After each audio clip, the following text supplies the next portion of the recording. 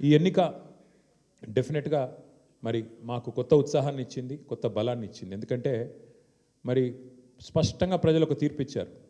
ఈ రాష్ట్రంలో ప్రత్యామ్నాయం కేవలం బీఆర్ఎస్ మాత్రమే.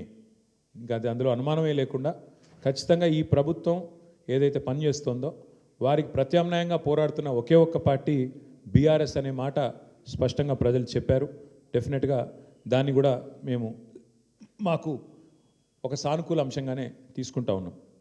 సరే, ఇక ఈ ఎన్నికల్లో ఏ రకంగా అధికార యంత్రాంగం మోహరించింది, ఏ రకంగా వారు పనిచేశారు, ఇవన్నీ కూడా మీ కళ్ళ ముందున్నాయి. నేను వాటి విషయంలోకి ఎక్కువగా పోను. 2014 నుంచి 2023 మధ్యన కూడా చాలా ఉప ఎన్నికలు మన రాష్ట్రంలో జరిగినాయి. దాదాపు 7 ఉప ఎన్నికలు జరిగినాయి.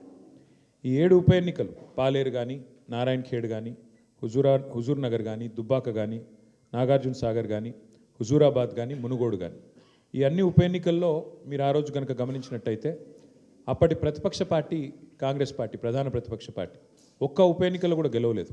7 ఉప ఎన్నికల్లో మేము దాదాపు అన్ని గెలిచాం. దాదాపు 5 గెలిచాం, ఒక 2 ఓడిపోయాం.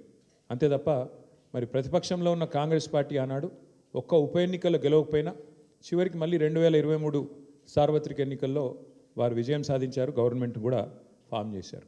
అట్లాగే మధ్యలో జిహెచ్ఎంసీ ఎన్నికలు వస్తే కూడా, గ్రేటర్ హైదరాబాద్ కార్పొరేషన్ ఎన్నికల్లో కూడా మరి ప్రతిపక్షంలో ఉన్న కాంగ్రెస్ పార్టీకి ఆనాడు కేవలం 1-2 కార్పొరేటర్ సీట్లు వచ్చిన విషయం కూడా ఒక్కసారి గమనంలోకి తీసుకోవాలని చెప్పి కూడా నేను కోరుతా ఉన్నాను. అట్లాగే ఈ ఎన్నికల్లో ముఖ్యంగా ప్రజల తరపున వాదన బలంగా వినిపించగలిగాం. ఎన్నికల ఎజెండాను ఖచ్చితంగా నిర్దిష్టంగా బలంగా ప్రతిపక్షంగా మేమే సెట్ చేయగలిగాం.